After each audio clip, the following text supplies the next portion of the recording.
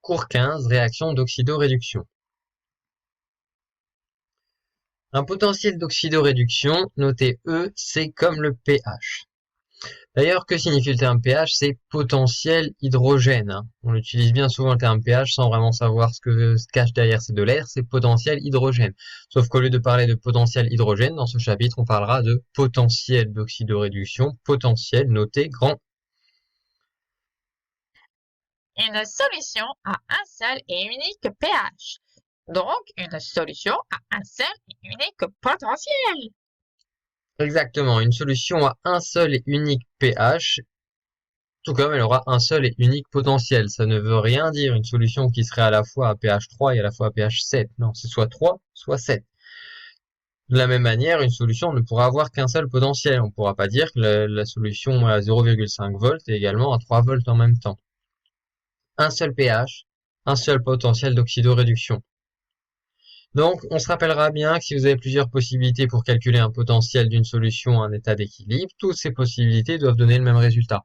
Tout comme si vous utilisiez différentes méthodes pour arriver au pH, peu importe la méthode que vous utiliseriez, vous devriez arriver au même pH. En 1800, Alessandro Volta inventa la première pile. Il s'inspira des travaux de Luigi Galvani qui découvrit que lorsqu'on connecte deux métaux différents à une pâte de grenouille, la pâte se contracte, ce qui indique la circulation d'un courant électrique entre les deux métaux. Donc Volta appela son invention la pile parce que c'était un empilement de plaques de zinc et de cuivre, zinc, cuivre, zinc, cuivre, zinc, cuivre, zinc, cuivre, et ainsi de suite, un empilement, séparé par une couche de tissu imprégné d'eau salée. Cette invention révolutionnaire a permis la découverte d'une multitude d'éléments chimiques au cours du 19e siècle par électrolyse, notamment par cette personne, Humphrey Davy, qui a découvert donc le sodium, le potassium, calcium, strontium et barium par électrolyse. Donc pour réaliser une électrolyse, on verra ça dans le cours de deuxième année, mais on a besoin donc d'un générateur, et le générateur qu'il a utilisé était justement cette fameuse pile de Volta. Michael Faraday, alors assistant de Humphrey Davy, découvrit plusieurs espèces chimiques, dont le benzène, et il inventa les termes de cathode, d'anode, et laissa son nom à une unité, le farad, à une constante thermodynamique, la constante de Faraday dont on reparlera, et grand F qui vaut 96 500 coulombs par mol. Il fut également l'un des pionniers de l'électromagnétisme. Il a donc laissé son nom à vraiment beaucoup de travaux. Donc c'est une grande personne d'électrochimie. Première partie sur l'oxydoréduction. Et l'oxydoréduction, c'est quoi? C'est ça.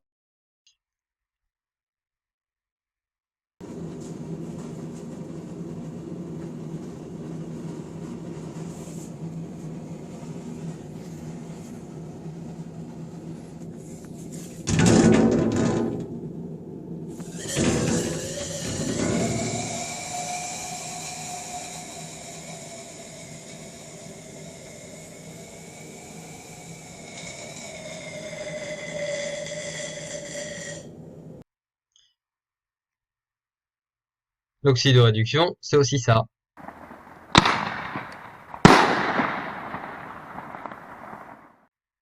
Enfin, c'est tout ça.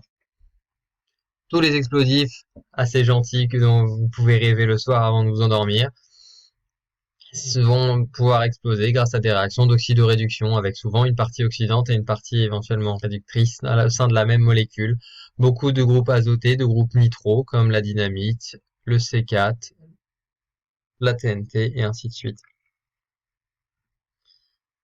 Alors, dans la présentation générale de l'oxydoréduction, on va avoir besoin de revenir sur certaines définitions. Définition d'oxydant, une espèce chimique capable de capter un électron, de réducteur, espèce chimique capable cette fois-ci de céder un électron, l'oxydation, qui signifie perte d'électrons de la part d'un élément d'une espèce chimique, et réduction, gain d'électrons de la part d'un élément d'une espèce chimique. Pour écrire un couple oxydant-réducteur, et on écrira absolument toujours dans cet ordre, oxydant-réducteur, et une demi-équation électronique, ici, oxydant plus n électrons, n étant donc juste un nombre d'électrons échangés, qui va pouvoir donner le réducteur. Les électrons ici sont captés par l'oxydant. Ça correspond bien à la définition d'oxydant, espèce qui peut capter des électrons. Et donc, si on a ici un gain d'électrons de la part de l'oxydant, lui, il est en train de gagner ses électrons, on a bien une réduction. À l'inverse, le réducteur, ici, donc il a des électrons en lui qu'il va relâcher en lâchant donc un oxydant plus ses électrons. Et donc ici, on a une perte d'électrons. Et donc, c'est bien ce que l'on appelle une oxydation. Les électrons sont toujours du côté de l'oxydant. Alors, deux couples à connaître, les couples de l'eau. L'eau intervient dans deux couples. Le premier, on voit bien, le dioxygène et de l'eau. Le potentiel standard d'oxydoréduction E0, dont on va reparler très régulièrement dans ce chapitre, vaut 1,23 volts, c'est à connaître. Et ici, on a un autre couple qui s'écrit H plus H2. H+, qui a derrière H+, en fait, c'est de l'eau. Donc, il faut voir ça H2O ici. Si vous écrivez la demi-équation électronique avec H2O, vous verrez que H+ intervient seulement, pas H2O. Le potentiel standard d'oxydoréduction de H plus H2, c'est 0,00 volts. Alors là, deux choses, hein. L'eau, vous voyez qu'il peut réagir à la fois en tant que réducteur et en tant que oxydant. L'eau est une espèce donc assez particulière, puisqu'on a vu qu'elle peut réagir en tant qu'acide et en tant que base dans un chapitre précédent. Et ici, on voit qu'elle peut réagir et en tant qu'oxydant et en tant que réducteur. Ici, vous avez les demi-équations électroniques, donc, que l'on peut écrire à partir de ces deux couples précédents. Donc du dioxygène plus 4H+, plus 4 électrons qui donnent 2 molécules d'eau, ici 2H+, plus 2 électrons égale H2. Voilà. Si vous aviez essayé d'écrire cette demi-équation avec H2O, les H2O se seraient simplifiés, on obtiendrait de nouveau cette expression. Voilà pourquoi est-ce qu'on écrit généralement le couple H plus H2. Si vous écrivez H2O, H2, c'est valable également. Mais dans la demi-équation électronique, H2O n'interviendra pas. Voilà, les couples de l'eau sont à connaître, les valeurs de potentiel standard d'oxydoréduction, et il faut savoir écrire les demi-équations ici présentes, donc assez facilement. J'espère que vous avez encore des bons restes des années précédentes en ce qui concerne l'oxydoréduction. Quelques oxydants classiques à connaître également. Ion thiosulfate, S2O3-, ion permanganate, MnO4-. Le nombre d'oxydations dont on va parler très prochainement du manganèse ici est plus 7. L'ion dichromate, Cr2O7-, le nombre d'oxydation du chrome ici de plus 6. L'ion hypochlorite, Cl-. Le peroxyde d'hydrogène, H2O2, qui est également un oxydant et un réducteur à la fois. 5 espèces ici à connaître. Thiosulfate, permanganate, dichromate, hypochlorite et peroxyde d'hydrogène. Je vous ai mis de la représentation de Lewis de chacune de ces molécules.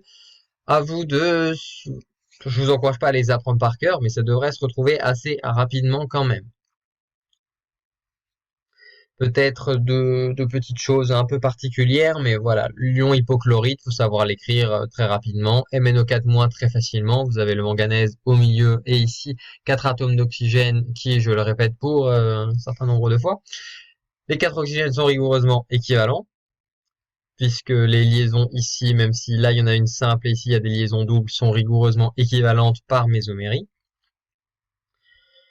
Le peroxyde d'hydrogène, peroxyde, signifie liaison oxygène-oxygène. Donc vous faites une liaison oxygène-oxygène et après un hydrogène sur chacun des oxygènes. L'ion thiosulfate qui est présent ici, voilà, à connaître, et l'ion dichromate ici, très utilisé. Les sels de chrome sont très toxiques, mais sont des très bons oxydants, donc encore à l'heure actuelle très utilisés en chimie. Enfin, notion de nombre de degrés d'oxydation, donc que j'ai un petit peu anticipé auparavant. Nombre d'oxydation ou degré d'oxydation, vous pouvez trouver les deux, ça correspond au nombre d'électrons perdus par l'élément au sein de l'espèce chimique. La somme des nombres d'oxydation d'une espèce donnera la charge de l'espèce. Deux valeurs que l'on prendra généralement, le nombre d'oxydation de l'oxygène égale -2 et celui de l'atome d'hydrogène, c'est plus 1. On a déjà parlé de nombre de degrés d'oxydation au début de l'année. On les écrit en chiffres romains, je reviens pas sur le formalisme. Voilà. Bien voir que si un électron ou un élément voit son nombre d'oxydation augmenter, il va être oxydé. Il subit une oxydation, il va être oxydé. Si un élément voit son nombre d'oxydation diminuer, il est réduit. Il subit donc une réduction. Quelques exemples. Donc, le nombre d'oxydation correspond au nombre d'électrons perdus par l'espèce au sein de l'espèce chimique. Si on prend juste un ion monoatomique, Fe2+, le nombre d'oxydation ici du fer va être plus 2. Pour être chargé deux fois positivement, il a perdu 2 électrons. Donc, 2 électrons, c'est 2 le nombre d'oxydation. Ensuite, si on prend ici le dioxyde de carbone, on a la somme des nombres d'oxydation d'une espèce donne la charge de l'espèce. Ici, la charge totale est nulle. Donc, la somme des nombres d'oxydation va être égale à 0. On a le carbone, donc nombre d'oxydation du carbone, plus 2 fois le nombre d'oxydation de l'oxygène, vu qu'on a 2 oxygènes ici, et ça vaut 0. Et donc en passant ici le nombre d'oxydation de l'oxygène de l'autre côté du égal, et en prenant nombre d'oxydation de l'oxygène égale -2, on obtient que le nombre d'oxydation du carbone est de -4. Pour MnO4-, c'est la même méthode, donc on somme ici le nombre d'oxydation du manganèse plus 4 fois le nombre d'oxydation de l'oxygène est égal à la charge globale, charge moins, donc moins 1. Et donc encore une fois, en prenant le nombre d'oxydation de l'oxygène de moins 2, on obtient le nombre d'oxydation du manganèse de plus 7. Vous pouvez vous entraîner sur les espèces que l'on a vues précédemment.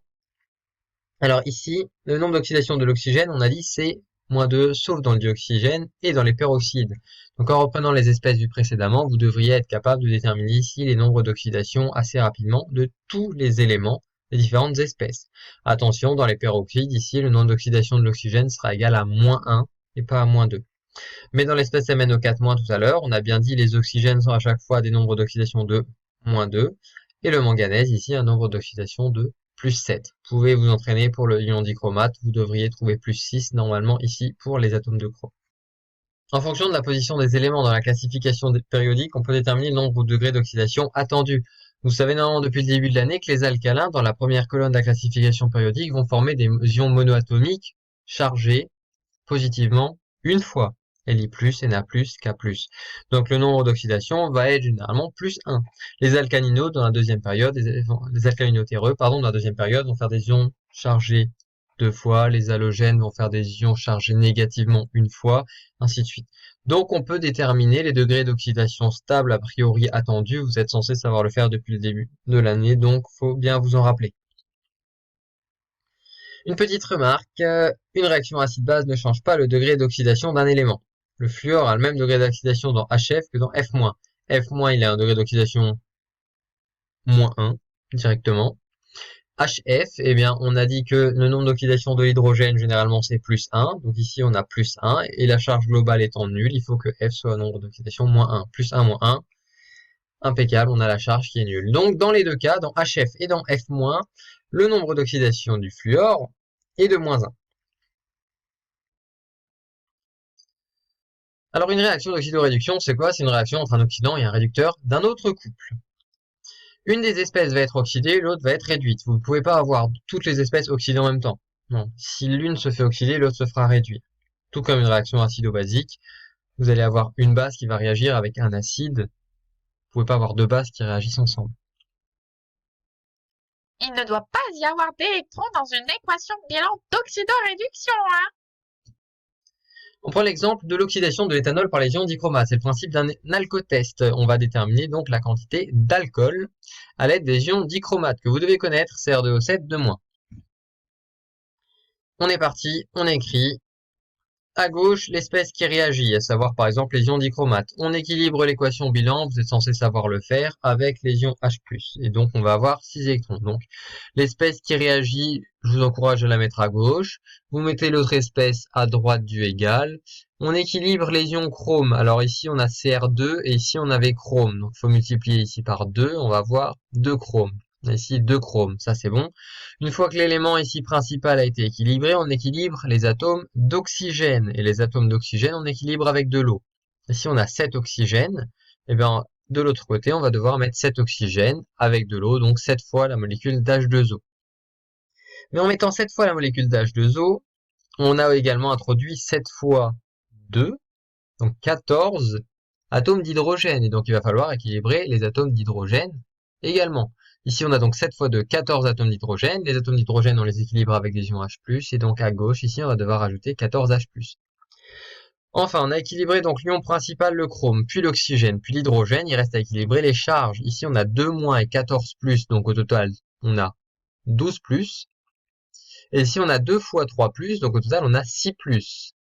Et donc, pour équilibrer ça, 12+ à gauche, 6+ à droite, on peut uniquement ajouter des électrons, les électrons chargés négativement, et donc en mettant 6 à gauche, ici on va avoir au total 6+, tout est équilibré. La même méthode que précédemment pour l'autre, donc je vous encourage encore une fois à mettre l'espèce qui va réagir à gauche, ici en vert, l'éthanol. Vous mettez donc l'oxydant du couple cette fois-ci à droite, et donc on va équilibrer les atomes de carbone, 1, 2, 1, 2, il y en a autant à gauche et à droite, impeccable. On équilibre les atomes d'oxygène, il y en a un ici, il y en a deux ici, donc il faut en rajouter un ici, donc on met une molécule d'eau. On équilibre les atomes d'hydrogène, alors on les compte, ici 3, 4, 5, 6, 7, 8, et ici 3, 4, et donc il faut en rajouter 4, on rajoute 4 H+, et on va encore équilibrer les charges, non chargées ici, 4+ ici, on rajoute 4 électrons ici, et donc on a bien équilibré la demi-équation d'oxydoréduction. Vous pouvez toujours vérifier, les électrons sont toujours du côté de l'oxydant, les électrons du côté de l'oxydant du couple, les électrons du côté de l'oxydant du couple.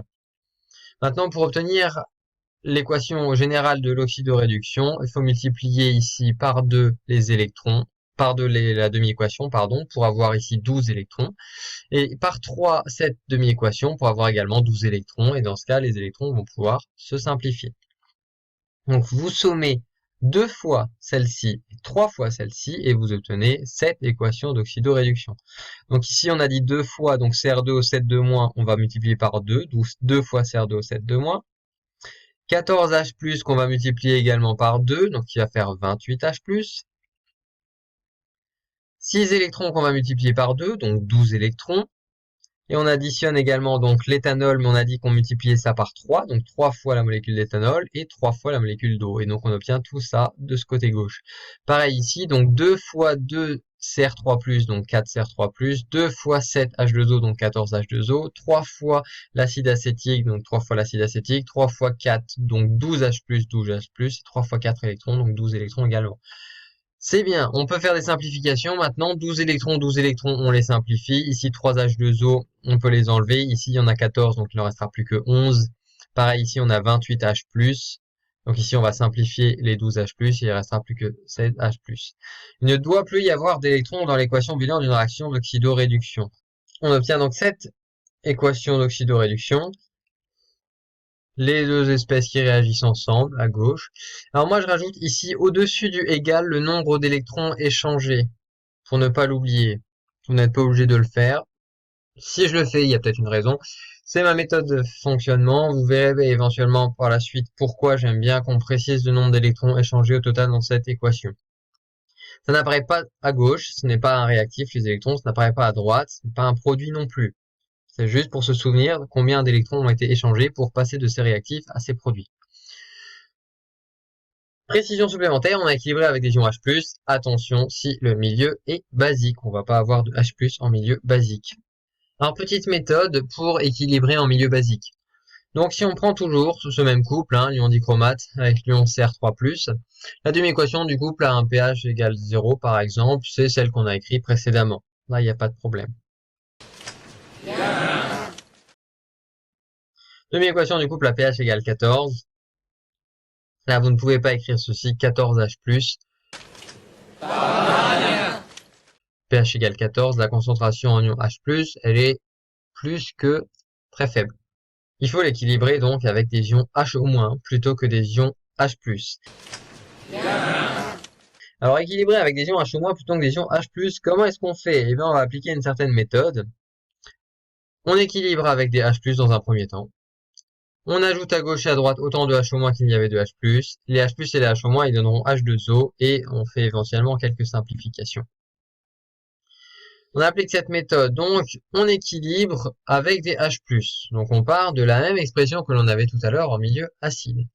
On ajoute à droite et à gauche autant de HO- qu'il y avait de H+. On a 14 H+ ici, donc on ajoute à droite et à gauche 14 HO-. On a le droit d'ajouter des choses à gauche et à droite en même temps, ça ne change pas l'équation. C'est comme si en maths vous faites plus 2 à gauche, plus 2 à droite, c'est exactement la même chose. On a donc rajouté 14 HO- à gauche et à droite. Et ici, on a des H+, et des HO-. H+ et HO- ensemble, ça a envie de donner de l'eau. Donc, 14 H+ et 14 HO-, ça donne 14 H2O. Enfin, ici, on a 14 H2O ici et 7 H2O ici. On peut faire une petite simplification pour garder plus que 7 H2O ici. Voilà.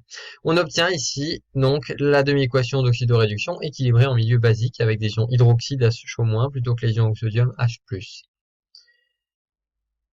Voilà pour la petite méthode. Donc vraiment, essayez d'équilibrer avec des H+, et ensuite de rajouter des HO-. Car essayer d'équilibrer avec des ions HO- directement, ça va être beaucoup plus compliqué. Donc en milieu acide, on équilibre avec H+, et on s'arrête. En milieu basique, on équilibre avec les H+, on ajoute des HO-. Ici, on regroupe ça pour donner de l'eau, on simplifie si besoin est. Peut-être qu'il n'y aura pas besoin de faire de simplification.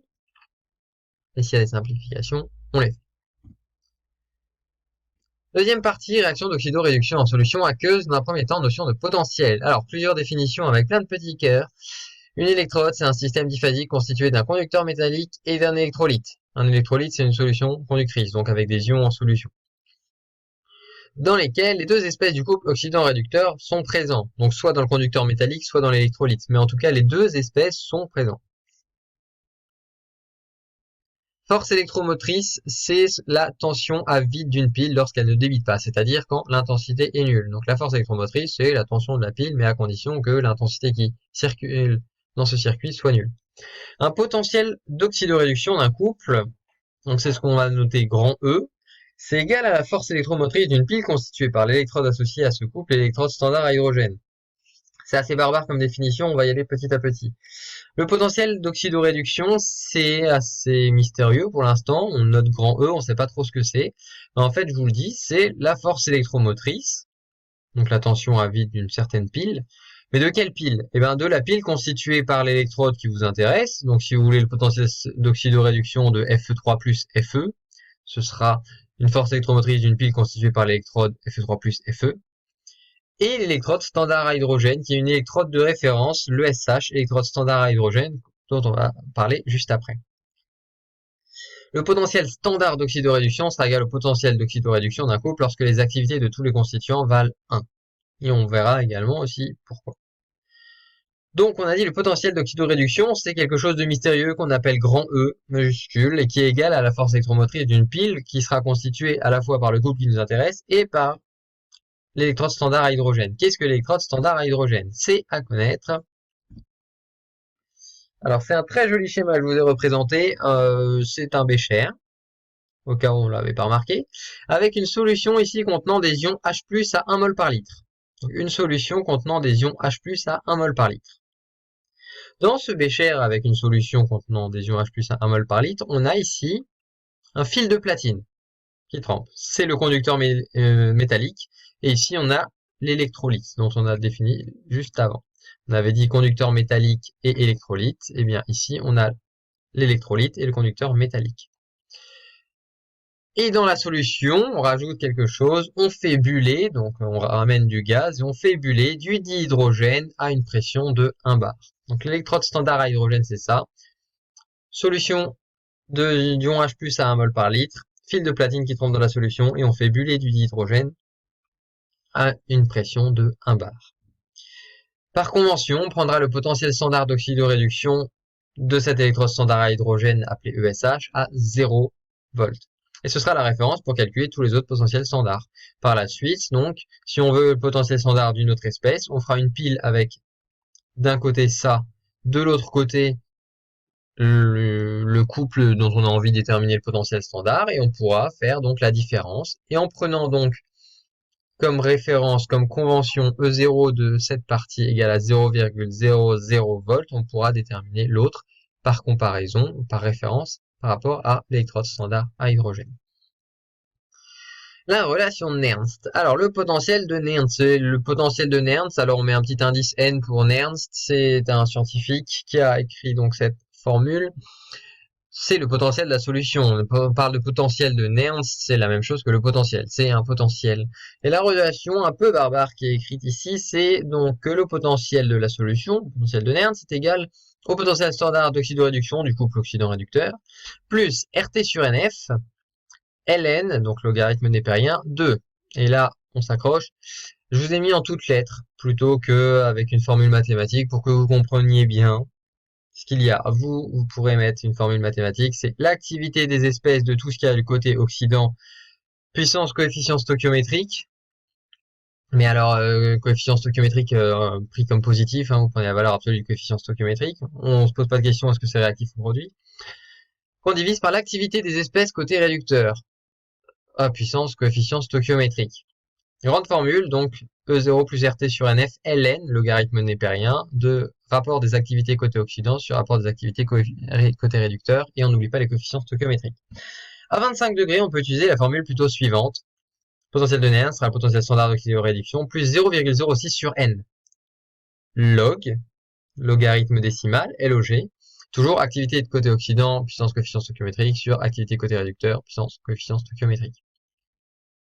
Alors, qu'est-ce que c'est que tout ça ou tout ça, tous ces termes? En, c'est le potentiel de Nernst, donc c'est également le potentiel tout court de la solution. E0, le potentiel standard d'oxydoréduction dont on a déjà parlé. Ici, R, c'est la constante des gaz parfaits, 8,314 joules par Kelvin et par mol. T, la température en Kelvin.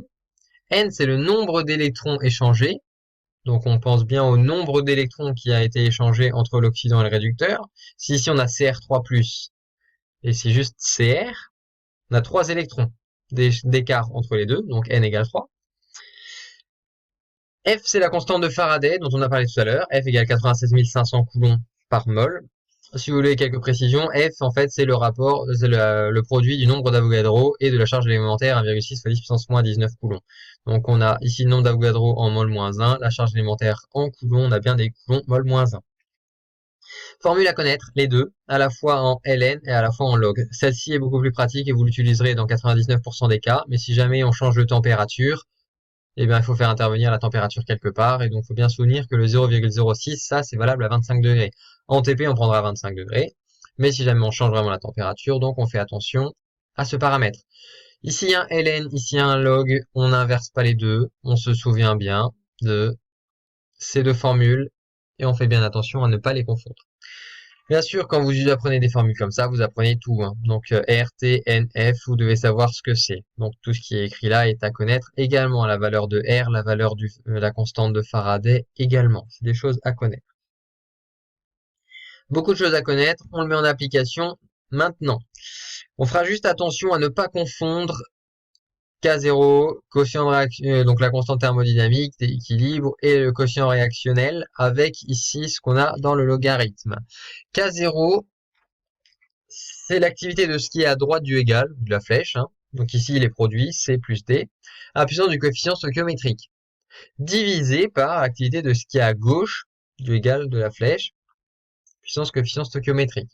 C'est toujours le cas. Donc, ce qui est à droite, divisé par ce qui est à gauche. Attention, ici, on a vraiment l'activité de ce qui a côté oxydant, divisé par l'activité de ce qui a côté réducteur. Donc si vous écrivez dans un sens ou dans l'autre, l'oxydant sera le réactif ou le produit, peu importe. Ici, on a à droite divisé par à gauche, ici on a oxydant divisé par réducteur. Et ne commencez surtout pas à mettre ici, un peu comme K0, on met ce qui est à droite divisé par ce qui est à gauche. Non. Ça peut être le K0, ça peut être 1 sur K0. On réfléchit bien. Et on écrit bien l'activité de l'oxydant, l'activité de ce qui est à côté réducteur. En application, donc je vais rappeler la formule. Le couple Fe3+, Fe2+, on écrit la demi-équation. Fe3+, plus un électron donne Fe2+. Donc le potentiel de Nernst sera égal au potentiel standard d'oxydation plus 0,06 divisé par le nombre d'électrons échangés. Ici, il n'y en a qu'un seul, donc 1. Le logarithme de l'activité de ces deux espèces. Alors attention, deux espèces en solution, leur activité c'est la concentration. Et donc on ne fait pas comme le K0, c'est ce que j'ai expliqué à l'instant. On ne prend pas ce qui est à droite divisé par ce qui est à gauche. Mais on prend la concentration ou l'activité de tout ce qui est côté oxydant, ici, donc Fe3+, sera au numérateur, divisé par l'activité de ce qui est à côté réducteur, donc ici Fe2+, sera au dénominateur. L'activité d'un électron, c'est 1. On ne se prendra pas la tête avec les électrons, ils n'apparaîtront pas là-dedans. Le nombre d'électrons va intervenir dans le n, qui ici vaut 1, mais pas à l'intérieur du logarithme. Donc voilà, on ne confond pas K0 avec les activités. On y va petit à petit. J'ai bien dit l'activité de tout ce qui est à côté oxydant, l'activité de tout ce qui est à côté réducteur. Pour le couple O2H2O, donc ici la demi-équation a été rappelée. Le potentiel de Nernst, c'est le potentiel standard d'oxydoréduction que vous devez connaître, qui est de 1,23 volts. Plus 0,06 divisé par le nombre d'électrons échangés. Ici, on a 4 électrons, donc il y aura un 4. Logarithme de tout ce qui est à côté oxydant, donc O2, c'est un gaz. Un gaz, son activité, c'est sa pression partielle. On a la pression partielle en dioxygène. H+, espèce dissoute en solution, donc son activité, c'est la concentration. H+, on pense bien au coefficient stoichiométrique 4. On divise donc par tout ce qui est côté réducteur, à savoir ici l'activité de H2O au carré, mais l'activité de H2O, c'est 1.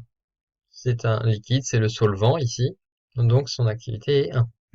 Dernier exemple, avec le couple MnO4- Mn2+, on écrit encore la demi-équation d'oxydoréduction. Le potentiel de Nernst sera égal au potentiel standard d'oxydoréduction plus 0,06 divisé par le nombre d'électrons échangés qui ici est 5, donc on divise par 5, log de tout ce qui est côté oxydant. Donc ici on va avoir la concentration en MnO4-, la concentration en H+, à la puissance 8, la concentration en Mn2+, et encore une fois l'activité de l'eau qui est égale à 1. Et donc on obtient cette expression.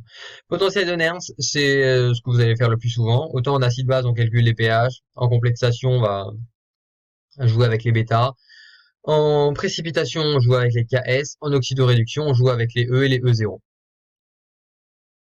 Quelques potentiels standards d'oxydoréduction à connaître, donc c'est ce que je disais tout à l'heure, c'est pour l'eau. Quand l'eau est ici réducteur, le potentiel standard d'oxydoréduction c'est 1,23 volts, faut le connaître. Le potentiel standard d'oxydoréduction où l'eau est l'oxydant, même si on le représente par H+, c'est 0,00 volts, c'est à connaître également.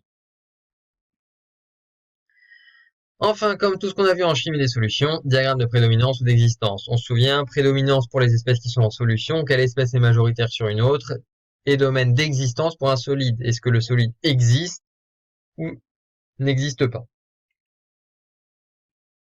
Et on est parti.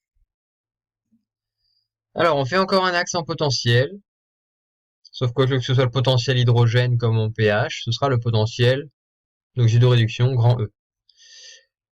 Eh bien, chose peu commune, on va arrêter de l'écrire horizontalement, mais celui-ci, on va écrire le diagramme d'existence ou de prédominance de manière verticale. Vous comprendrez vraiment l'intérêt dans le prochain chapitre. Pour l'instant, faites-moi confiance. En ce qui concerne l'existence, les prédominances, jusqu'à présent, on a toujours fait ça de manière horizontale. Maintenant, on va le faire de manière verticale. On a toujours une certaine limite qui est E0. Lorsque l'on est cette fois-ci au-dessus, on va avoir l'oxydant. En dessous, c'est le réducteur. Tout comme quand on le faisait de manière horizontale, on mettait le pKa, on disait à droite on a la base, à gauche on a l'acide. Ici donc, la valeur c'est le E0. Au-dessus du E0, on a l'oxydant. En dessous, on a le réducteur. Donc si E est supérieur à E0, donc on est par ici quelque part, l'oxydant est majoritaire. Par contre, si le potentiel est inférieur au potentiel standard d'oxydoréduction, ici on est par ici quelque part, c'est le réducteur cette fois-ci qui sera majoritaire. Plus vous allez monter comme ça, plus on va avoir des oxydants forts, jusqu'à avoir des oxydants très puissants. Plus on descend, plus on va avoir des réducteurs forts, jusqu'à avoir donc ici des réducteurs très très forts. Alors dans l'eau et à pH 0, l'oxydant sera dit fort si le 0 sera supérieur à 1,23 volts et réducteur fort si le potentiel standard d'oxydoréduction est inférieur à 0 volts. C'est encore les valeurs de l'eau, tout comme le 0 et le 14 pour base forte, acide fort. En pH, ici on a 1,23 et 0 volts pour savoir si on a un oxydant fort ou un réducteur fort dans l'eau. Ce qu'on appelle le nivellement du solvant. Plus le E0 sera grand, donc plus l'oxydant du couple sera fort, plus le E0 sera petit, plus le réducteur du couple sera fort. Je vous rappelle que E0 est établi par comparaison par rapport à l'électrode standard à hydrogène dont on a parlé tout à l'heure. Prévision des réactions. Une réaction est thermodynamiquement favorisée si deux espèces ont des diagrammes de prédominance disjoints. C'est également la même méthode que tout ce qu'on a vu jusqu'auparavant en chimie des solutions. On peut également appliquer la règle du gamma. Si on fait un gamma direct, la réaction sera favorisée thermodynamiquement. Je vais vous en reparler très rapidement. Si plusieurs réactions peuvent être thermodynamiquement favorisées, et bien la réaction prépondérante sera celle entre l'oxydant le plus fort et le réducteur le plus fort. Alors ici, là, on voit rien de nouveau. On applique des choses que l'on a déjà vues. S'il y avait plusieurs acides et plusieurs bases, on a toujours dit on prend la base la plus forte présente avec l'acide le plus fort présent. Ici c'est pareil, on va prendre l'oxydant le plus fort présent avec le réducteur le plus fort présent. Quelques exemples. Ici donc on a par exemple un axe en potentiel avec deux couples O2H2O et Fe3 plus Fe. J'entoure les espèces qui sont présentes, comme j'ai fait depuis le début de la chimie des solutions. On entoure les espèces présentes. Ici, le diagramme de prédominance de l'eau, c'est par ici, O2 c'est par ici. Donc là on a O2, ici on a H2O. Donc ça c'est la zone de prédominance qui est coloriée pour H2O. Et ici pour Fe3+, on a donc tout ce qui est au-dessus de Fe3+, qui est une zone de prédominance de Fe3+, et tout ce qui est en dessous en dessous d'ici, c'est la zone de prédominance du fer, Fe.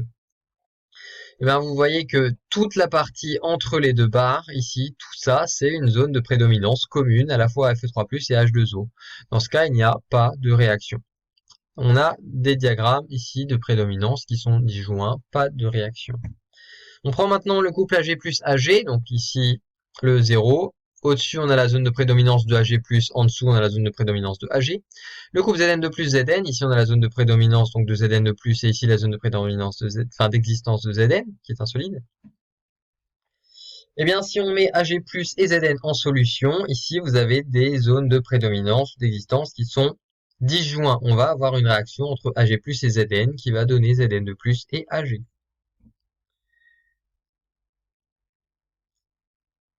Alors, avec la règle du gamma,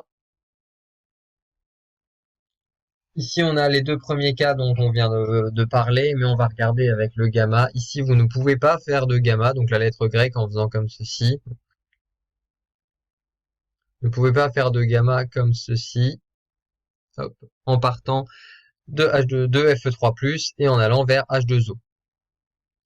Par contre, ici, vous pouvez faire un gamma, donc comme ceci, en partant de Ag+, en allant vers Zn, et en passant par Zn de plus et Ag. On part de l'oxydant vers le réducteur, et on repasse par oxydant et réducteur. On a fait un gamma dans le bon sens, donc on va avoir une réaction. Ici, on a une réaction.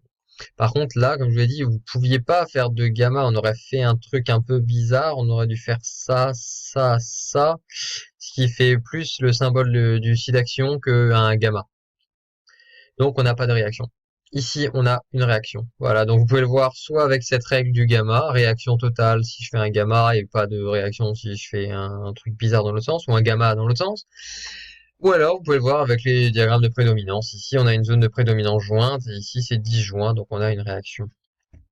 Enfin, ce que je disais tout à l'heure, oxydant le plus fort présent avec réducteur le plus fort présent, si on a plusieurs espèces possibles. Si ici, par exemple, on avait O2, Ag et Zn, donc elles sont entourées parce qu'on considère qu'on a les espèces en solution, eh bien, on va pas avoir l'oxygène qui va attaquer l'argent pour donner Ag+, et H2O, mais l'oxygène qui va attaquer Zn pour donner Zn de plus et H2O. On a certes un petit gamma ici, mais on a également donc un grand gamma ici, et donc c'est le grand gamma qui va être majoritaire. On aura donc vraiment l'oxydant le plus fort présent avec le réducteur le plus fort présent. Bien sûr, s'il n'y a pas beaucoup de Zn, l'oxygène va tout consommer et ensuite il attaquera l'argent dans un second temps. Et ça, c'est une deuxième étape éventuelle. La première action qui aura lieu sera oxydant le plus fort avec réducteur le plus fort. Petit exercice, on a produit dans un bécher des ions Fe2+, et des ions Ce4+, à une même concentration de 0,05 mol par litre. On donne les potentiels standards d'oxydoréduction des deux couples qui vont être impliqués, Ce4+, Ce3+, et Fe3+, Fe2+. Question, calculer les concentrations à l'équilibre. Question extrêmement classique, calculer les concentrations à l'équilibre. C'est la même méthode que ce qu'on a fait généralement avec acide-base, ainsi de suite, sauf que acide-base, on termine même par demander le pH. Et voilà, sinon, ici on demande juste les concentrations à l'équilibre. On est parti. Comment faire? Eh bien, on fait un petit diagramme ici en potentiel, on met les E0, on nous les donne 1,74 volts ici et 0,77 volts ici. On entoure les espèces présentes, comme on a toujours fait pour l'instant. Mettez bien oxydant haut à gauche et réducteur en bas à droite. Comme ça, on aura quelque chose de très facile à visualiser avec la règle du gamma. On peut faire un gamma, ou alors on voit que les diagrammes de prédominance sont disjoints, on va avoir réaction. Alors, encore un point important ici, lorsqu'on va avoir réaction. Ici, c'est un cas assez simple, c'est très facile d'écrire la réaction d'oxydoréduction complète. Mais c'est pas le cas tout le temps. La règle générale, vous écrivez les deux demi-équations, la première, la deuxième, et on les somme en faisant attention de faire disparaître les électrons.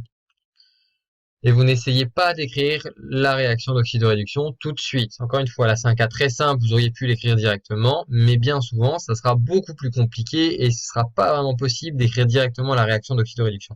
Vous écrivez d'abord les demi-équations.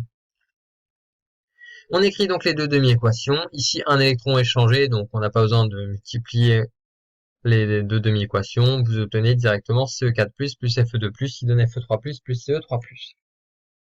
Maintenant, la question, le K0, qu'est-ce qu'il vaut? Bah, K0, on applique la méthode classique, on prend l'activité tout ce qui est à droite du égal, donc des produits, la concentration Fe3+, en Ce3+, on divise par produit de l'activité de ce qui est à gauche, Ce4+, la concentration en Fe2+, et voilà la constante thermodynamique K0 associée à cette réaction. Le potentiel de la solution, ce qu'on a dit tout à l'heure, il est unique. Il peut s'exprimer ici de deux manières. On a vu la relation Nernst, on peut l'appliquer au couple du fer ou on peut l'appliquer au couple du cérium. Les deux sont possibles. Mais à l'équilibre, lorsque la solution est à l'équilibre, si vous avez plusieurs méthodes de faire le même calcul, ça doit vous donner le même résultat. Donc que vous utilisez la relation Nernst avec le cérium ou avec le fer, vous aurez la même valeur. Donc à l'équilibre, les potentiels sont les mêmes. Vous utilisez la relation Nernst donc pour le couple du cérium. Le potentiel de Nernst, c'est le potentiel standard d'oxydoréduction plus 0,06 sur le nombre d'électrons échangés, à savoir 1. Le logarithme de tout ce qui est côté oxydant, donc ici la concentration en Ce4+, sur ce qui est côté réducteur, la concentration en Ce3+. Et donc c'est égal au potentiel de Nernst du couple Fe3+, Fe2+, donc à savoir le potentiel standard d'oxydoréduction du couple, plus 0,06 sur le nombre d'électrons échangés, à savoir 1, le logarithme ici de Fe3+, sur la concentration en Fe2+. Ok, on est là. Maintenant, si on passe donc les E0 d'un côté et tout ce qui est dans le log de l'autre côté et qu'on réunit tout ce qu'il y a dans le log, en passant donc ce qui est dans le log ici, vous obtenez ceci et ceci. Vous devez remarquer que en fait c'est le K0. Produit des concentrations Fe3+, Ce3+, divisé par produit des concentrations Fe2+, Ce4+, c'est exactement le K0. Donc le log du K0, en fait, c'est l'écart entre les deux E0 divisé par 0,06. Donc K0, c'est 10 puissance delta E0 divisé par 0,06. Et donc c'est de l'ordre de 10 puissance 10. On a bien une réaction qui est totale. Réaction totale, c'est bien. Ça va nous faciliter la vie. On s'est un peu écarté de la question qui était calculer les concentrations à l'équilibre. Alors maintenant, on peut calculer les concentrations à l'équilibre. On écrit donc l'état d'équilibre, la réaction qui a lieu, on fait un tableau d'avancement. À l'état initial, on a la même concentration C0 de 0,05 mol par litre. Et à l'état final, ici on a dit on est dans une réaction totale, disparition du réactif limitant. Les deux sont limitants. Donc C0 moins X qui va être égal à epsilon, C0 moins X qui va être égal à epsilon. Et ici on dit que X est égal à C0, X est égal à C0. La constante K0 sera donc de X carré sur C0 moins X au carré ou C0 carré sur epsilon carré. Donc on peut déterminer le epsilon qui va être C0 sur racine de K0 qui est de 5 fois 10 puissance moins 7 mol par litre. Donc on voulait les concentrations à l'équilibre. Les quatre espèces Fe3+, sa concentration à l'équilibre, c'est C0. 0,05 mol par litre, c'est déterminé. Ce3+, à l'équilibre, sa concentration, c'est C0. 0,05 mol par litre, à déterminer. Ce4+, et Fe2+, leur concentration, c'est epsilon, à savoir 5 fois 10 puissance moins 7 mol par litre. 5 fois 10 puissance moins 7 mol par litre par rapport à 5 fois 10 puissance moins 2 mol par litre, écart de 10 puissance 5, on a bien une réaction totale, ça c'est sûr. Voilà. Ici, sur cette diapo, là, vous avez pas l'essentiel du chapitre, parce qu'il y a quand même beaucoup de choses dans ce chapitre, il est très long, mais quand même, c'est un exercice extrêmement important, donc ça, faut savoir le faire. Vous avez juste ces deux petites lignes ici, il faut savoir résoudre à la perfection cet exercice. Entraînez-vous vraiment sur cet exercice. Faut bien montrer, oh, on va avoir une réaction, d'accord, ça c'est une petite méthode graphique, faut obtenir la réaction, il faut obtenir cette réaction. Faut bien dire qu'à l'équilibre, les potentiels sont égaux, hein, que vous exprimez le potentiel de la solution avec le couple du cérium ou avec le couple du fer, ça doit vous donner la même chose, c'est égaux. Les deux potentiels là sont égaux. On applique la relation Nernst. On calcule la constante d'équilibre parce que vous savez que pour les concentrations, normalement, il faut la constante d'équilibre. Et une fois que vous avez ici l'équation, ici la constante d'équilibre, vous pouvez faire un tableau d'avancement avec l'équation de la constante d'équilibre, vous déterminez toutes les concentrations. Voilà, c'est vraiment à savoir faire. Je vous laisse repasser en boucle cette partie de la vidéo ou vous entraîner plein de fois chez vous, mais ça, faut savoir le faire. Si vous savez pas faire ça, la suite va être très compliquée.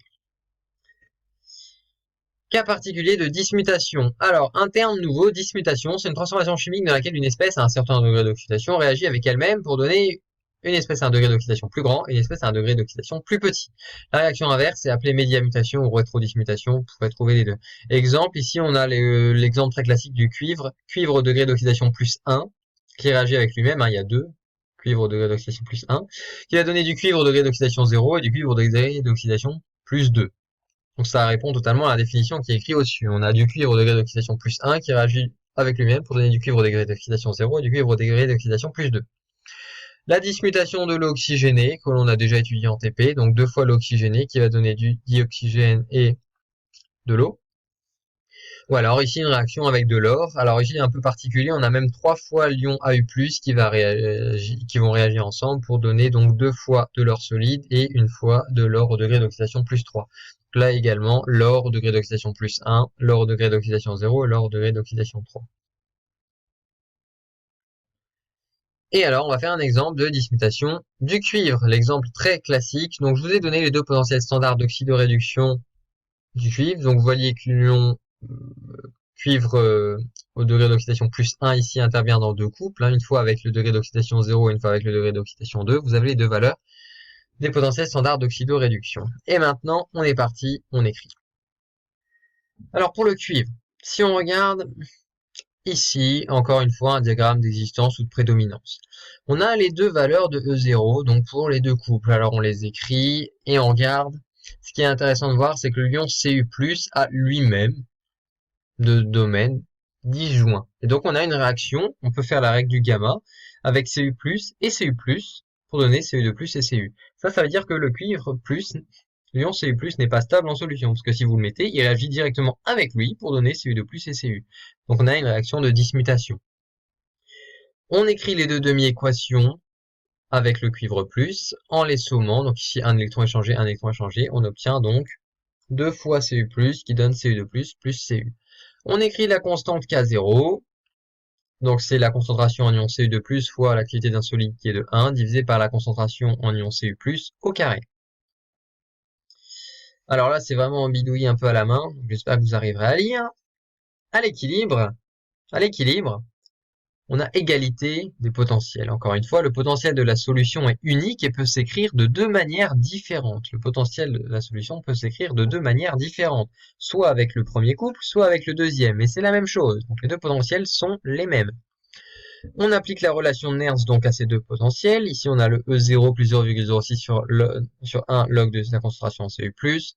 Et dans l'autre cas, donc le E0 du coup, plus 0,06 sur 1 log de la concentration en ion Cu2+, sur la concentration en ion Cu+.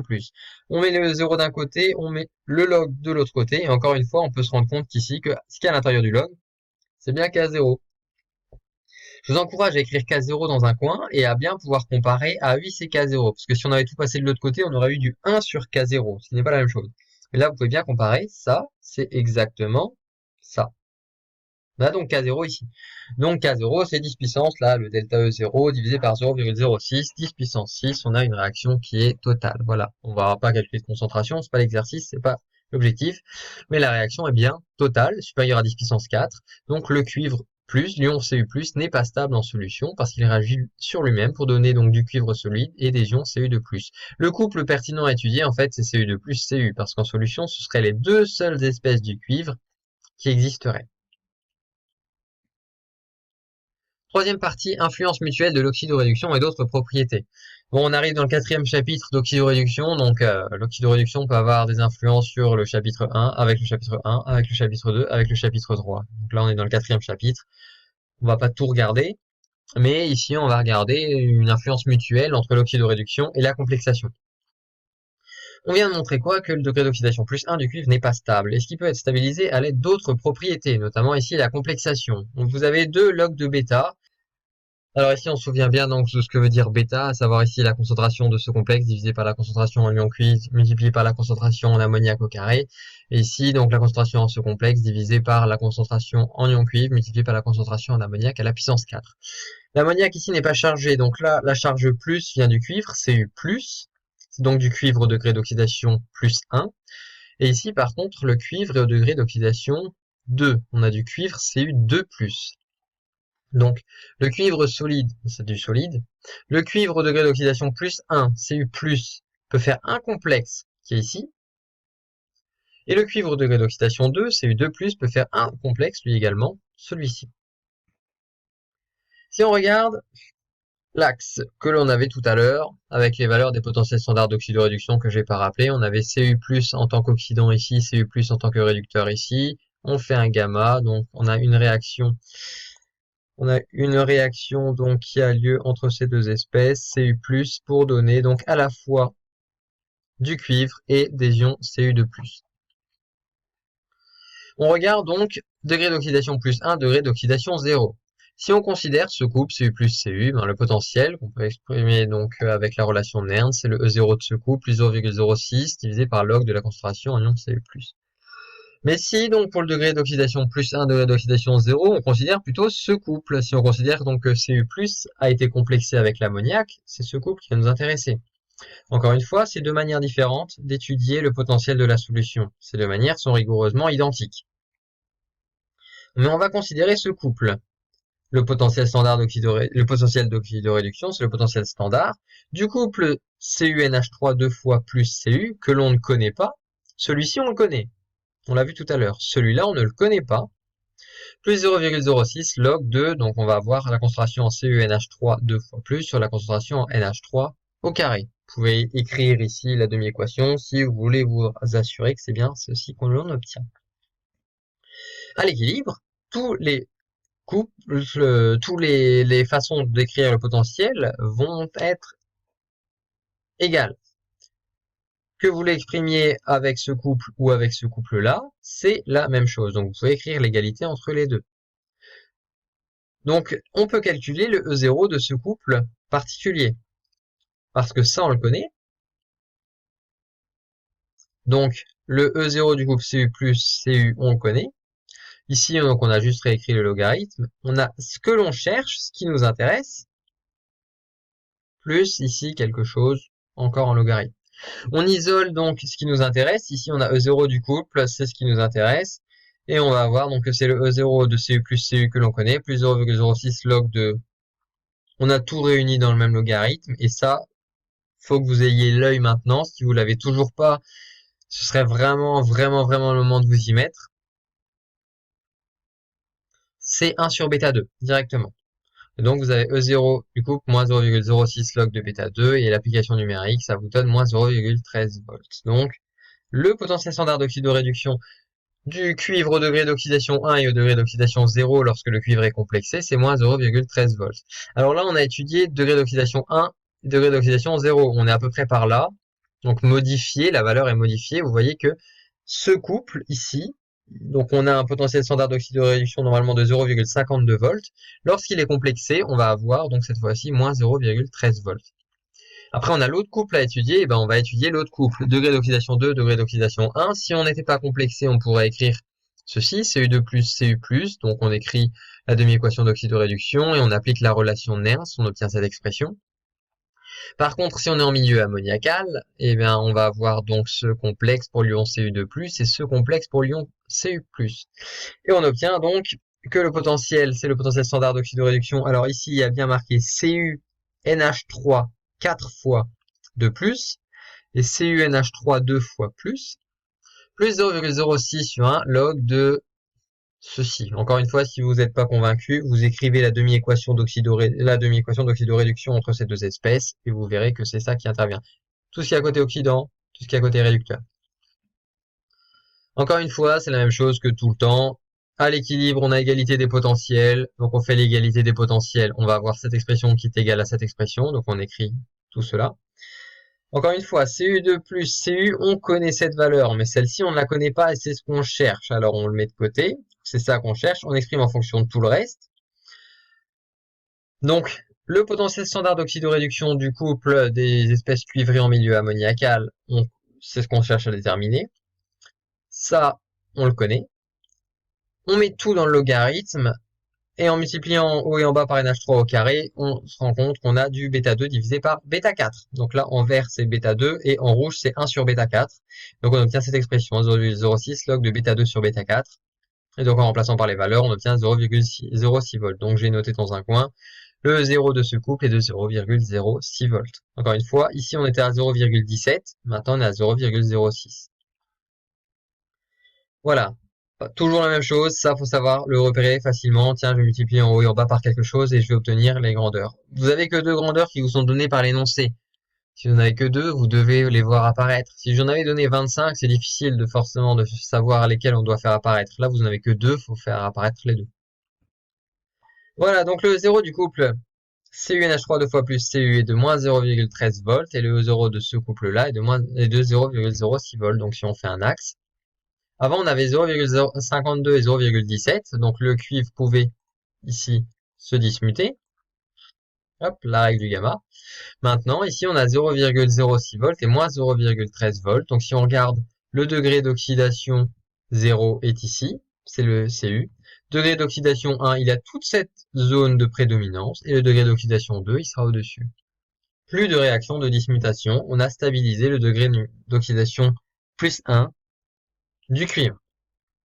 Donc on peut stabiliser le degré d'oxydation plus 1 du cuivre, pas sous la forme d'ion Cu+, ça c'est pas possible, mais sous la forme d'ion CuNH3 2 fois plus. La complexation permet la stabilisation d'un degré d'oxydation, par exemple. On voit bien l'influence entre l'oxydoréduction et la complexation. On avait 0,52, on est passé à moins 0,13, et on avait 0,17, on est passé à 0,06, juste en mettant de l'ammoniac. Et donc on a stabilisé ici le degré d'oxydation 1, alors qu'avant, le degré d'oxydation 1, il avait une réaction de dismutation, il réagissait sur lui-même pour donner le degré d'oxydation 2 et le degré d'oxydation 0.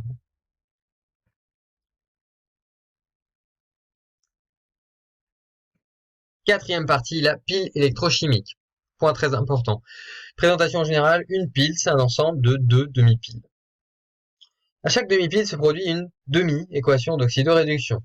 Chaque demi-pile est constituée d'une électrode. L'une se produit une oxydation, l'autre se produit une réduction. Voilà. Pour l'instant, rien d'exceptionnel.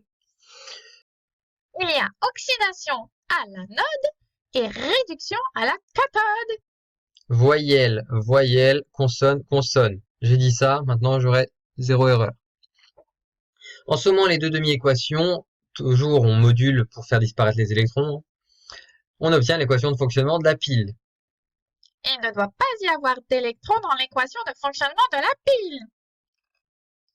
On mettra un pont salin formé d'ions potassium K+, et d'ions nitrate NO3- entre les deux demi-piles afin de fermer le circuit électrique. Parce que si on les relie qu'une fois, on va pas fermer le circuit électrique. Donc il faut relier 2 fois le circuit, vous allez voir sur un schéma, pour pouvoir assurer donc la circulation des charges et fermer le circuit électrique. Attention, le courant est transporté par les électrons dans des câbles électriques. Ça, c'est vrai partout. Un fil en cuivre qui va transporter l'électricité, c'est des électrons qui se déplacent. En solution, c'est des ions. Dans le pont salin aussi, vous avez des K+, ou des NO3- qui vont pouvoir se déplacer. Il n'y aura pas d'électrons en solution. Pas d'électrons dans le pont salin, pas d'électrons dans la solution. C'est uniquement des ions. On peut définir donc la force électromotrice, c'est la tension à vide, on va l'appeler E, ce sera donc le potentiel positif moins le potentiel négatif, alors on appelle ça E plus E moins. Les valeurs des potentiels ne sont pas forcément positives et négatives, hein. C'est le plus grand moins le plus petit. Donc E plus sera le plus grand des deux potentiels et E moins le moins grand des deux potentiels. Ce sera calculé avec la relation de Nernst. E, ça va varier au cours du temps. Alors il sera maximal à t égale 0 et il sera nul lorsque la pile ne débite plus. On va voir un exemple tout de suite. Exemple de la pile argent-zinc. De quoi est constituée cette pile? Vous avez ici une demi-pile et ici une autre demi-pile.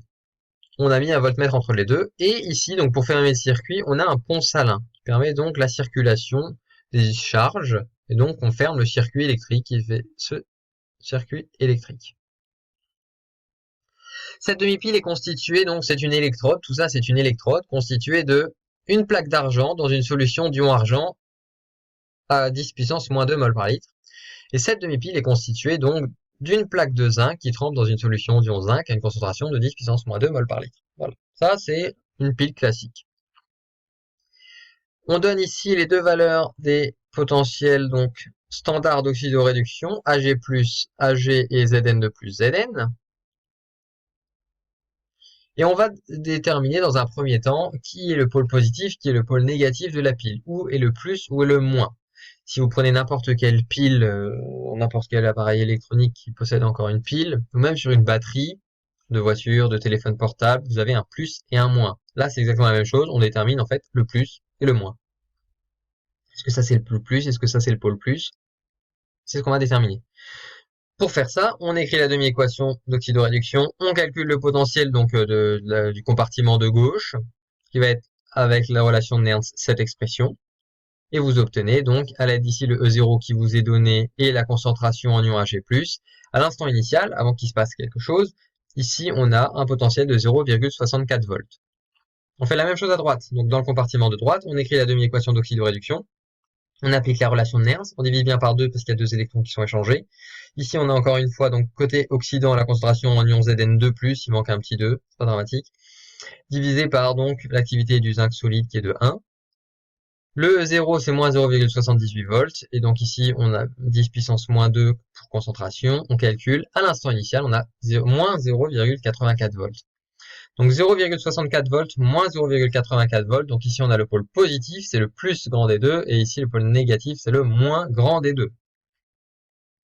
On a déterminé donc où était le plus, où était le moins. C'est super. Donc la pile est rappelée là. Maintenant l'équation de fonctionnement. Dans le compartiment de gauche, c'est le pôle positif. Le pôle positif, les électrons arrivent pour réagir. Les électrons sont donc des réactifs. Les électrons, ils partent du moins pour arriver au plus. Et ils font pas l'inverse. Les électrons, ils sont là où il y a le moins. Moins, donc beaucoup de charge moins, beaucoup de charge moins, beaucoup d'électrons. Les électrons partent du moins et arrivent au plus.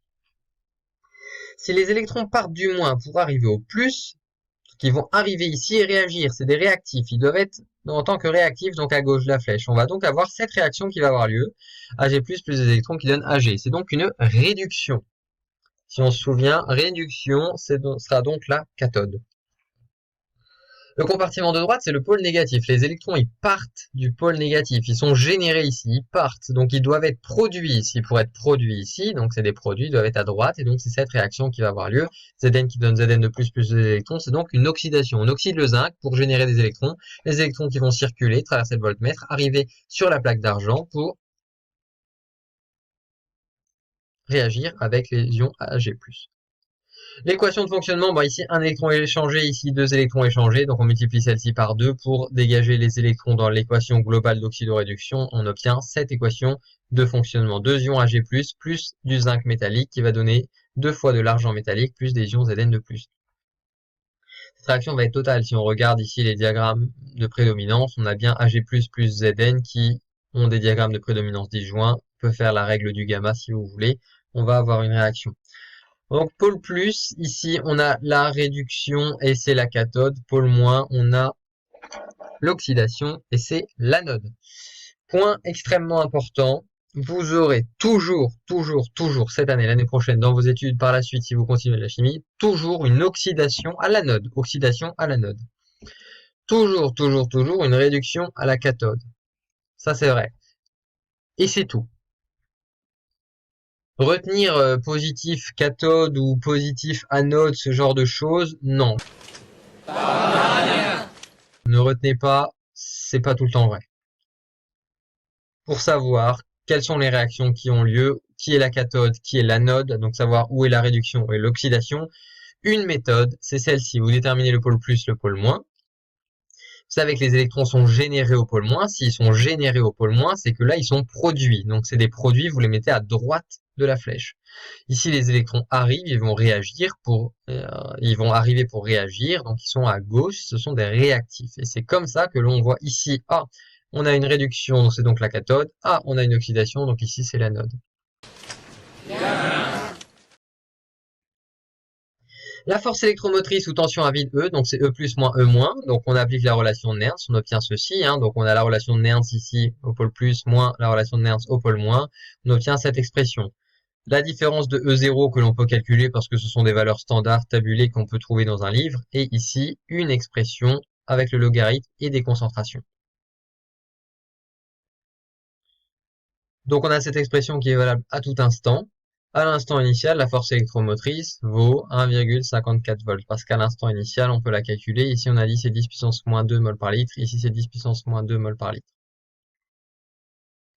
Mais c'est uniquement à l'instant initial. Et à la fin, lorsque la pile ne débitera plus, on aura le même potentiel à gauche et à droite. Et donc, si on a le même potentiel à gauche et à droite, la force électromotrice à l'équilibre sera nulle. Donc on avait ceci, en réalité on aura ce schéma de fonctionnement. Ici on a le pôle positif, le pôle négatif, les électrons se déplacent comme ceci. Ici on a des ions qui se déplacent, des ions qui se déplacent, des ions qui se déplacent, et les électrons qui se déplacent, les électrons qui se déplacent, les électrons, puis des ions, des ions, des ions, des ions, électrons, ainsi de suite. Les électrons sont donc générés ici, donc on a cette équation qui a lieu. Cette équation est une oxydation, ça c'est donc l'anode. Ici, les électrons arrivent pour réagir. On a donc cette réduction qui a lieu. Et cette réduction dit bien qu'à gauche, on a la cathode. Dernière partie de ce cours, le dosage par oxydoréduction. Alors, vous avez donc dans vos polycopiés de TP, à la bonne page, une partie sur les dosages par oxydoréduction, la potentiométrie. C'est, je crois, la dernière chose qu'on doit compléter dans la partie chimie générale. Je vous laisserai compléter avec ce qu'il va y avoir dans le cours maintenant. Les types d'électrodes à utiliser. Donc, l'électrode, c'est l'association d'un conducteur électronique, métal graphique, avec un conducteur ionique. D'accord? C'est ce qu'on a vu précédemment, un métal avec un électrolyte. Souvent, en TP et dans les sujets, on désigne par électrode juste le conducteur métallique ou le graphite, juste le conducteur en tout cas. Par exemple, juste l'électrode de verre ou juste la plaque d'argent que l'on va tremper dans la solution. C'est pas rigoureux, mais bon, ne soyez pas perturbés si vous voyez, on prend l'électrode d'argent qu'on trempe dans la solution. Il existe 3 types d'électrodes et vous devez connaître ces 3 types d'électrodes. Électrode de première espèce, deuxième espèce, troisième espèce. C'est pas très compliqué à retenir. Première espèce, c'est un métal qui plonge dans une solution contenant un ion du même élément. L'exemple, c'est Ag plus Ag. Vous avez un métal, une plaque d'argent, qui trempe dans une solution d'ion argent, Ag+, par exemple. C'est un truc classique. Vous pouvez avoir Cu2+, Cu, Fe3+, Fe. C'est toujours le solide, ici métallique, avec son ion. Donc si on dissout de l'argent, on aura l'ion Ag+. Voilà. C'est un truc très classique. Électrode de première espèce, un métal qui plonge dans une solution contenant son ion. Électrode de deuxième espèce, c'est un métal et un composé peu soluble de ce métal et d'un ion qui plonge dans une solution contenant l'ion. Un peu plus compliqué. Vous avez à la fois un métal, argent solide, et un composé peu soluble. Généralement, c'est un précipité avec une constante de solubilité très faible. Par exemple, AgCl. Qui plonge dans une solution qui contient l'ion, une solution de Cl-. On verra un autre exemple tout à l'heure. Alors, j'ai pris l'exemple le plus commun. Le plus commun, on le verra juste après. Mais ça, c'est un exemple également. Donc, un mélange argent solide et chlorure d'argent qui trempe dans une solution d'ion chlorure. Enfin, électrode de troisième espèce, c'est encore très facile, un métal inerte ou du graphite qui plonge dans une solution contenant les deux espèces du couple oxydant-réducteur. Ça, c'est ce que l'on utilise quand les deux espèces du couple oxydant-réducteur sont en solution. Donc soit du graphite, soit un métal inerte, généralement du platine, qui trempe dans une solution qui a les deux espèces du couple. Parce que si on prend le couple Fe3+, Fe2+, les deux espèces sont en solution déjà. Les deux espèces sont des ions, vous n'allez pas avoir un métal Fe2+. Non, le métal c'est le fer. Les deux espèces Fe3+, et Fe2+, sont des espèces en solution. Et donc vous mettez quelque chose qui n'a rien à voir avec le couple, puisque les deux espèces du couple sont déjà présentes. Vous mettez soit du graphite, soit du platine. Si par contre le couple que vous considérez l'un des deux est un solide, comme ici, ben vous mettez ce solide dans la solution contenant l'autre espèce sous forme ionique. C'est une électrode de première espèce. Donc soit vous avez les deux espèces qui sont en solution et donc on mettra un fil de platine et ce sera la troisième espèce, soit vous avez une des espèces qui est en solution et pas l'autre, et ben on mettra l'autre dans la première en gros et ça fera une électrode de première espèce. Les 3 types d'électrodes sont à connaître, faut savoir en fonction de ce qu'on vous donne si c'est première, deuxième ou troisième espèce. Et un exemple très classique de deuxième espèce, c'est l'électrode au calomel saturé à connaître. Électrode au calomel saturé, le calomel c'est l'espèce là, Hg2Cl2. Du chlorure de mercure. C'est l'électrode de référence que l'on va utiliser le plus souvent en TP. Voici le schéma est à connaître également. Vous avez un fil de cuivre qui arrive ici jusque du mercure liquide. Le mercure liquide est à côté d'un précipité de calomel. En dessous, il y a du coton. Et là, une solution de chlorure de potassium saturé. Enfin, un petit verre frité en dessous. On est dans une électrode de deuxième espèce. On a un métal, le mercure liquide, un composé peu soluble de ce métal, le calomel, Hg2Cl2, qui plonge dans une solution contenant l'ion. L'ion ici, là-dedans, c'est Cl-. On a bien une solution de K+, et de Cl-. Donc c'est une électrode de deuxième espèce. Le schéma est à connaître, l'électrode au calomel saturé, qu'on appellera ECS, extrêmement classique. Voilà, le potentiel est de 0,25 volts. Pourquoi cette électrode est-elle une électrode de référence? Une électrode de référence doit avoir son potentiel constant. C'est une référence, tout comme on a pris l'électrode standard à hydrogène, le potentiel c'est 0 volts. L'électrode standard à hydrogène, c'est pas une électrode que l'on peut réaliser physiquement au laboratoire. Celle qu'on prendra le plus souvent, c'est l'électrode calomel saturé. Une électrode de référence doit avoir son potentiel constant. Alors là, on va montrer qu'il est constant et qu'on va déterminer sa valeur. Le couple impliqué, c'est Hg2Cl2Hg. Le potentiel standard d'oxydoréduction, c'est 0,27 volts. Alors, même principe que précédemment, on écrit la demi-équation d'oxydoréduction. Le mercure est liquide. on a deux électrons qui sont échangés. La relation de Nernst vous donne cette expression. Donc le potentiel sera le potentiel standard d'oxydoréduction plus 0,06 sur 2 log de 1 sur la concentration en ion Cl- au carré. Le mercure étant liquide seul, donc seul dans sa phase, ici du mercure liquide, il est pur. Mercure pur, c'est donc une activité de 1. On a donc ceci qui est une constante. Le 0,06 sur 2 est une constante aussi. Pour que le potentiel soit constant, qu'est-ce qu'il faut? Il faut que Cl- soit constant également.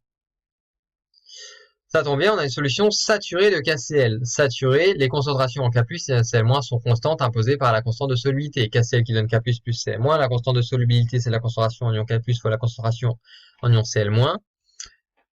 Ici, on a donc, vous pouvez l'appeler S ou X, l'avancement, si vous voulez. Donc, on aura la même concentration en K+, et en Cl-. Donc, la concentration en K+, fois la concentration en Cl-, c'est comme la concentration en Cl- au carré.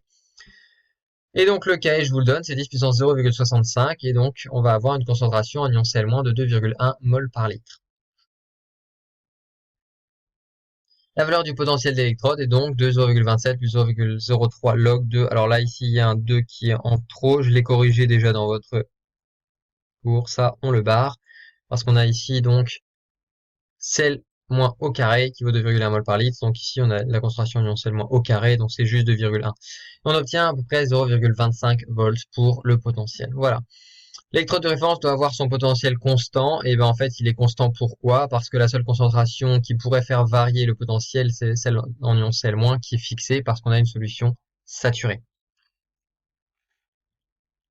Remarque qu'il faut que la concentration en ion Cl- soit constante, vraiment. Il s'agit d'une électrode que l'on ne peut pas utiliser dans un milieu qui contienne des espèces qui pourront réagir avec les ions chlorure. Par exemple, si vous trempez l'électrode au calomètre saturé dans une solution contenant des ions Ag+, vous allez avoir la précipitation de AgCl qui risque de boucher l'électrode, d'empêcher les mesures.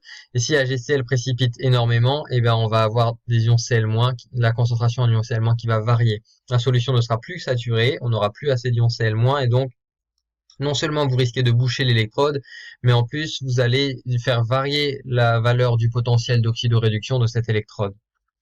Donc dans ce cas, on aura d'autres électrodes de référence à utiliser, ou alors on mettra ce qu'on appelle une allonge pour protéger l'électrode. Voilà, en tout cas, l'électrode au calomètre saturé ne peut pas être utilisée avec des espèces qui réagiraient avec les ions chlorure, parce que justement, il faut maintenir constant cette concentration.